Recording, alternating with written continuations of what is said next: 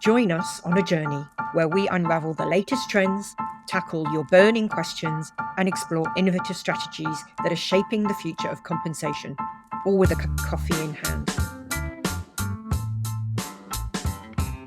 Hello, everybody, and welcome to another episode of Comp and Coffee, where we serve up fresh insights on all things compensation, HR, and rewards. I'm your host, Ruth Thomas, and today we're diving into key findings from Payscale's 2025 Gender Pay Gap Report. And joining me today is Amy. Welcome back to the podcast. Do you want to give a quick intro to who you are to the audience in case they don't remember you from prior episodes? Absolutely, yes. So as Ruth mentioned, my name is Amy Stewart. I am the principal content strategist here at Payscale for our research and insights team. I'm also the author of the Gender Pay Gap Report in terms of just the writing part of it. So I'm very excited to talk about the findings in that report and also talk about how pay transparency is impacting the gender pay gap, at least in the USA. Great, thank you. So if you listen to our episodes in order, in the last episode that you will hear, episode 111, I think, I talked about the fact that we released our gender pay gap report on March 24th this year, which was the same day as US Equal Pay Day. And what's interesting about our report is the fact that we have over a long period been measuring both the controlled and the uncontrolled pay gaps, based on our compensation data, and Amy's going to talk to you a little bit more about what that data is. Now, just for those who may not be familiar with the terms, uncontrolled pay gap is also known as the unadjusted pay gap, sometimes also known as the opportunity gap. So that is the average pay gap out of whatever group you're looking at. And that's what we often see quoted in the press as the gender pay gap. So in our report this year, that was showing that women earn just 83 cents on the dollar compared to every dollar a man makes, highlighting kind of the persistent barriers that women face, particularly in access to higher paying roles. The other pay gap which we are able to monitor is the controlled pay gap. This is also known as the adjusted pay gap, also known as the equal pay gap. So this is where you are looking at individuals who are in like work or similar work or maybe in the same job and have the same knowledge, skills and experience. And there you're doing a much closer comparison where you would expect those people to be paid the same. In our data this year, hadn't changed from last year. We saw, obviously, that gap is a lot narrower than the uncontrolled pay gap. It was 99 cents women earn for every dollar a man makes, accounting for job title, experience, and location in our research. So those were the two key headline figures this year. Now, Amy, do you want to talk some more about what makes our gender pay gap report unique? Absolutely, yes. Payscale's methodology is really interesting. To determine the pay gap, we use our employee-reported data set, at least for now, and a proprietary compensation model to estimate pay based on all the compensable factors we gather for an individual. So, for example, we can take a nurse. A compensable factor for a nurse might be whether they work in a school or a pharmacy or a hospital, number of beds in that location. Whereas for a sales worker, it might be how the size of their sales territory, whether they manage one branch or many, the size of the region or which region it is. And for other occupations, we need to know the type of security clearance that they have or whether it is still active. So that list can get considerable, and we are, and it's based on a lot of detailed questions that we ask in our online salary survey. We then use all of that data in aggregate to provide an estimate. The pay is affected by all of the unique compensable factors for that job. Most often, in the case that we're looking at job title, we're looking at location, years of experience, and education. Then we evaluate men and women's actual pay to the model-based estimate to find the difference. The pay estimate acts as a controlled baseline for pay regardless of gender, where all other compensable factors are controlled for. That's the controlled gap. When we take the difference, we consistently find that men earn more relative to the modeled baseline that women do on average. This average percent difference is the controlled gap. It is presented as cents on the dollar, which you just mentioned, Ruth, is 83 cents in 2025. This is not just true holistically, but also over time. Until very recently, when I've been doing this report, we saw this pay gap between men and women in every industry, every occupation and every level of education.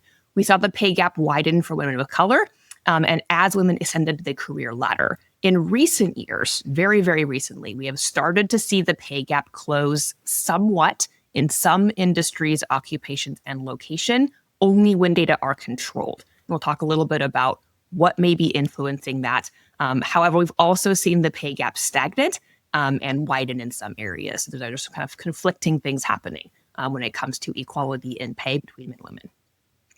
Now, what did we see in the report this year that was different from last year? Were there any new findings this year that kind of stood out in terms of the data that we saw? Yes, every year we hope to say that the pay gap has closed, but that was not the case in 2025. So this year, Equal Pay Day falls on March 25th, 2025. We released the report one day early on the 24th in honor of Equal Pay Day. Equal Pay Day is calculated not by Payscale, it's calculated this year by the American Association of University Women, the AAUW. We published our report to correspond with the national recognition, even if our data set shows something different. This year, Equal Pay Day is later than it was in previous years, which has showed that the gender pay gap has widened according to these other studies. Some reports have seen this widening since 2023. Our reporting hasn't shown a widening of the pay gap, but it has shown that the pay gap has stagnated over the same period. We also do see widening of the pay gap in some segments of our data. Some fluctuation is normal, but we don't like seeing the pay gap widen, especially for women of color, which it did this year. This year, American Indian women experienced the widest pay gap when data is uncontrolled, and Pacific Islander women experience the widest pay gap when data are controlled. Between 2024 and 2025, we have seen the uncontrolled pay gap widen for Asian women, Black women, Hispanic women, and white women. We've also seen the gender pay gap widen in some industries, with the largest widening of the pay gap seen in construction. We also calculated the pay gap for parents by remote work status, by job seeking status, all of which show that women are more disadvantaged when it comes to men in terms of how they are paid. Yeah, so I mean, if the best way to take a deeper dive into this is to get access to the report, which you can do through payscale.com through our research centre. But you can find the way that we slice and dice the data in many ways, just to try and look at how different groups of people are impacted, and also the different causes of the gender pay gap. So you've just alluded to some of those there. So has the pay gap closed anywhere, Amy? I mean, we know we've got all this pay transparency legislation going on. Is that having an effect? Were we able to see that in the data this year? Yeah, so I think that there is a really exciting trend happening with pay transparency legislation. There is evidence that pay transparency does close pay gaps, and that is why this legislation has been passed in so many states. But the impact is difficult to ascertain because it takes time for the legislation to have an impact on the actual populace and how people are paid. But it may be having an effect. So over the last few years, we have seen the pay gap close completely, at least when data is controlled, for some locations where there are pay transparency laws. 6 of 10 states, including Washington, D.C., which is not a state, but is a location that we look at, have had pay transparency laws prior to 2025, and they have closed the pay gap when data are controlled. This includes California, New York, Rhode Island, Connecticut, Maryland, and Washington, D.C. But we have to note some states with pay transparency laws have not closed their pay gaps. In addition, there are also states that have closed gaps that don't have pay transparency laws. So it's not a clear one-to-one in the sense of a state passes a law and then 2 years later the pay gap closes. We are seeing fluctuations year over year. Washington State and Colorado have pay transparency laws, and they closed their gaps last year, but not this year. So again, some fluctuation is normal, and we are hopeful that this trend is evidence that pay transparency laws are working. It's going to take time for us to see that that is a consistent trend.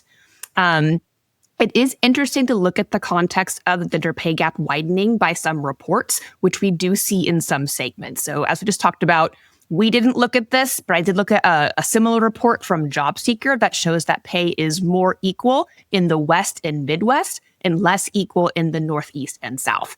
So maybe that's something we will look at in a future report to see if we can corroborate those findings. We also note that more liberal states have passed or are considering pay transparency legislation than conservative ones. So in 2025, 14 states and Washington, D.C. have active pay transparency laws, including Nevada, which is a conservative state, and another 10 are pending, which include Alaska, Florida, Georgia, Kentucky, Missouri, South Dakota, and West Virginia, all of which are conservative states.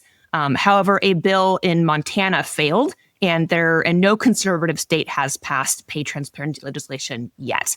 It's important to note that pay transparency could be closing pay gaps even in states without pay transparency laws, because a lot of organizations employ people in multiple states. So if they have to advertise job ranges in California, they might go ahead and also do that in all of the other states where they have employees. So in addition, employees and job seekers are clamoring for pay transparency. They are asking about pay ranges more. And we've also seen that reflected in our compensation best practices report.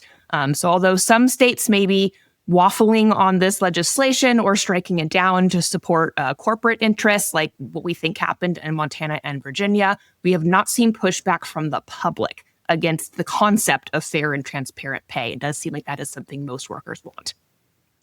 And why do you think we would see resistance in pay transparency, like implementing pay transparency in order to close pay gaps? It seems like the right thing to do. So why would some states not want to do that?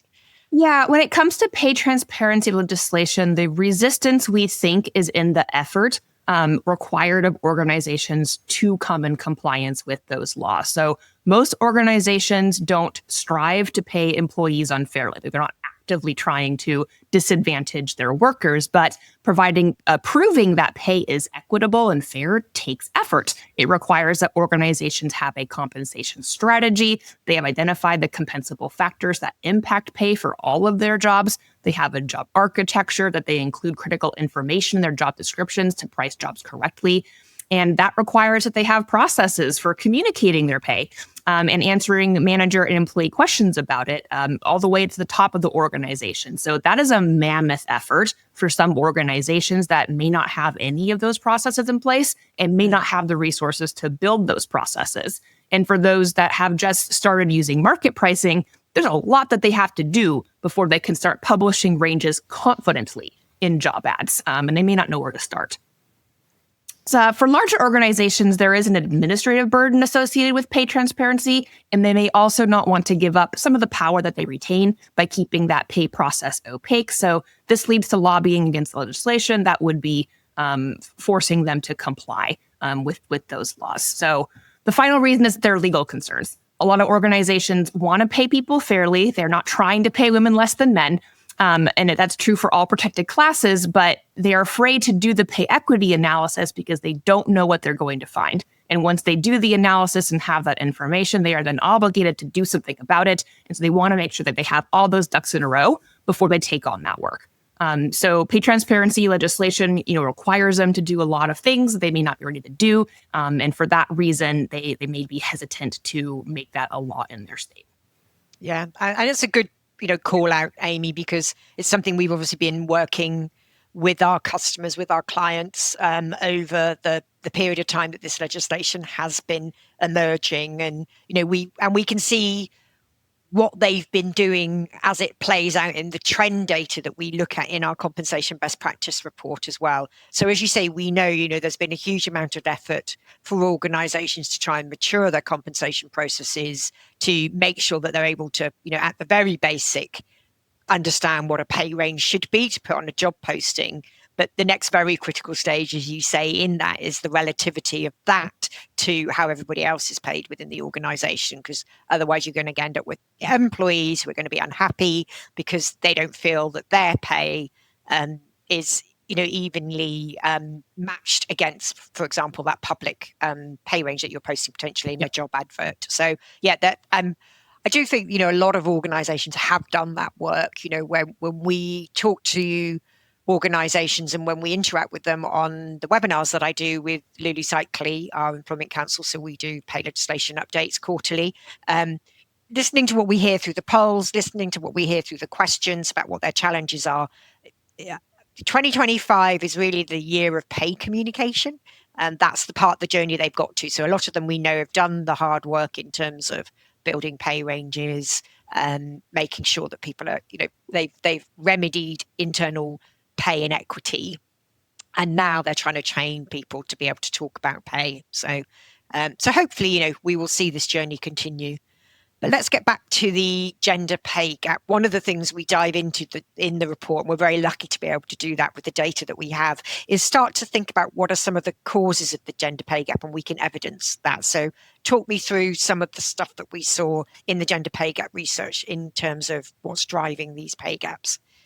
Yeah, so I think understanding the causes of the gender pay gap, it helps to look at the history of where we were and where we are now. And to the point that you just made, a lot of organizations are just starting to get to the point where they are confident enough to publish those pay ranges. And a lot of that was because of the Great Resignation and the economy that we had during that time, which created this impetus to improve pay communications and to improve pay equity, because a lot of organizations were bleeding talent over the perception of unfair pay.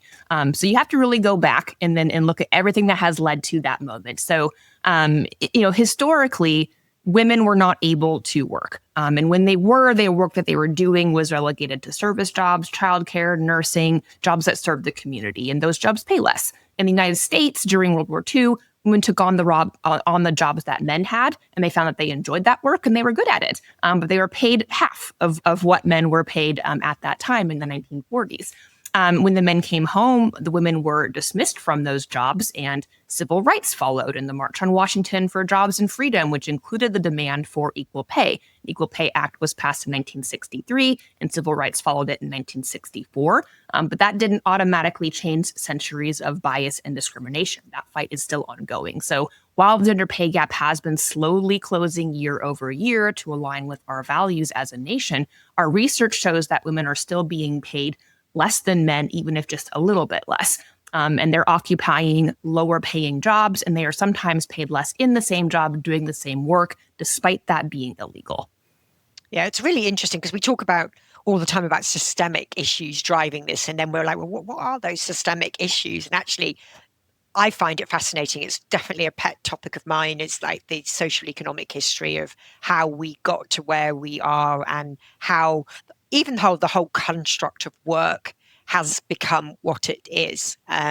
I did a bit of research going back further than the period that you talked about there, like around the World War II, even back to pre-industrial revolution, where you see the concept of that in an agricultural-based economies, that everybody was equal and everybody worked together as families in the fields. And then as industrialization started to happen, we started to see everybody go and work in factories or like use machinery. Then it got to the point that it was too dangerous to have children in the factories. And so the women left the factories with the children to care for them, and the men were left working in the factories. And you kind of carry on from there. So it's I find it fascinating in terms of understanding how we got to the place that we are today and how that impacts pay gaps, because people often kind of just really wonder, like, what is it that's systemic here? I don't understand that. What is systemic?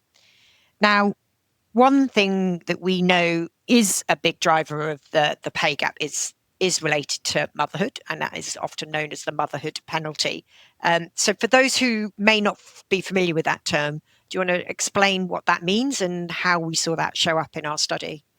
Yeah, so the largest contributor to the gender pay gap is this expectation that women are destined to be mothers and will leave the workforce at some point to raise children or be less dedicated to their jobs, despite men also being parents.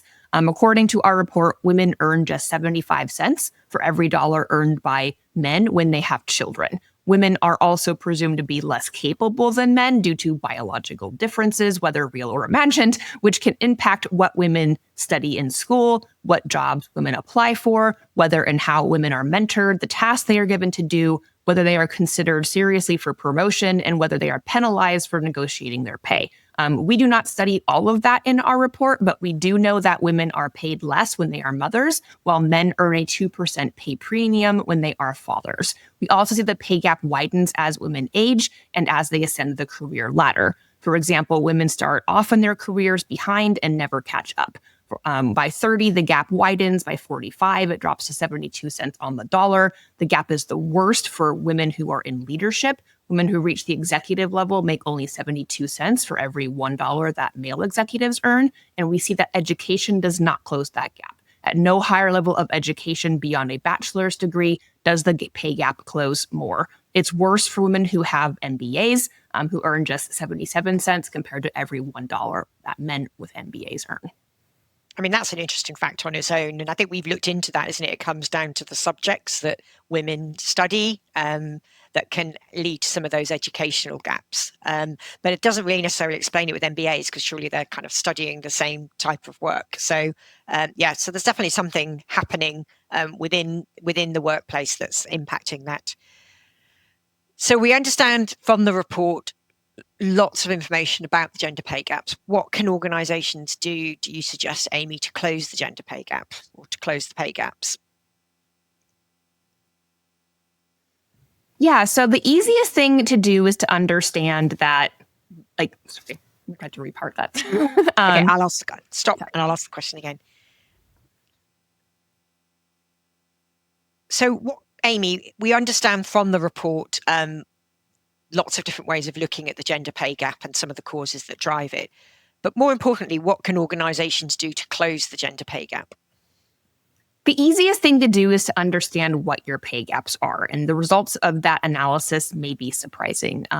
Organizations need to develop a compensation strategy with compensable factors explicit and baked into a formal job architecture that is based on trusted market data. You need a job architecture with job leveling to consider consistency when it comes to career growth. They need to conduct pay equity analysis and actually measure the pay gaps in their organization, not just for gender, but for all of the protected classes, as well as specific jobs and families. Software makes this easier, which is, why we talk about it, but it's also just about the administration process and all of the other things that impact, like systemically, how women are paid and promoted within the organization. So what's important to think about is not just the impact that you're having on the numbers, but the impact that you're having on people's lives by ensuring that pay is fair for both men and women and for all the other employees at your organization. Yeah. And that kind of is a nice segue to some of the next piece of research that we're going to be focusing on within the Insights team, isn't it, Amy? We're going to be redoing our Fair Pay Impact Report, which is a very popular report. I think last time we updated that was 2022. Do you want to give us, I put you on the spot here, but do you want to give us a quick summary of what that report is so people can maybe look forward to that one? Yeah, I think the first time we did it was in 2018. That was before my time at Payscale. And then I think it was 2021 that we updated it, although I would have to go back and look to make sure. But yes, the Fair Pay Impact Report asked the question, what do employees think when it comes to whether or not their pay is fair? So do they think they are paid at market, below market, or above market? And then we take what they are paid and we compare it to the averages of those jobs for their peer group, and we evaluate whether or not they are accurately understanding whether or not their pay is fair. And it's always off, and the percentages that it's off are always interesting. So the takeaway of this report is that it's less about the work that you do on the back end to make sure that employees are paid fair, and more about how you communicate it. Because there can be rampant reasons why people might misunderstand that their pay is fair. And if they don't know all the work that you're doing to ensure fair pay, they may come up with an idea that their pay is unfair and leave your organization when they ought to be celebrating how fairly they are paid and all the work that you are doing as a compensation professional to ensure that equality. So it's a very interesting report. We're excited to update it, especially after the tumultuous years that we've had over the past 3 or 4 years. So it'll be interesting to see if those perceptions have changed at all. Yeah. And for me, I think it's a fantastic report when I get so many people ask me, like, how can I justify the case for investing in pay transparency? How can I justify the case for investing in fair pay? Why is fair pay important? And this really kind of does draw a line between people's perceptions of pay and their intention to leave an organization. And we see a very clear link, which is why I think, this is a report that ends up being one of the most quoted reports that we have, by other people when they're talking about the whole story of fair pay. So, okay, Amy, thank you for joining me today and for taking us through those valuable insights from the 2025 Gender Pay Gap Report. As I said earlier, if you want to access that, go to payscale.com. and head to our research section and you'll be able to access the report. It's all online there, that report. And then there's a downloadable asset this year, I think, isn't there? There's a summary asset that you can download to get some further insights.